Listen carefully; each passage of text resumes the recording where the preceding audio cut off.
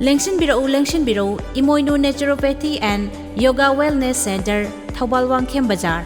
Hairiba mafam asida Naturopathy and Yoga gi layeng pathap asi sizinaduna layengjari. Khwang naba, tumba yadaba, khu naba amadi chikpa, sinusitis, diabetes, hypertension, obesity, migraine, hairiba lainasing asina singbasing layengjari. Mafam asida therapeutic yoga amasung general yoga gi khudong chawasing pijari. Acupuncture, acupressure, manipulation therapy amadi yoga therapy, diet counseling, physiotherapy, cupping hairiba sing asisu khudong chawa pijari. OPD gi matamna ningthokabadagina thangza fawwa matamna ayuki pung 8 dagi numidang waram pung 5 fawwa. Alternative treatment without any drugs. Free consultant 5 days aduga.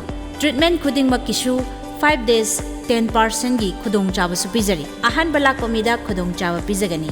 Akupa marol gi damak 6009 376758 loinana 7259919756. Lengshinbirau Emoinu Naturopathy and Yoga Wellness Center, Thoubal Wangkhem Bazaar.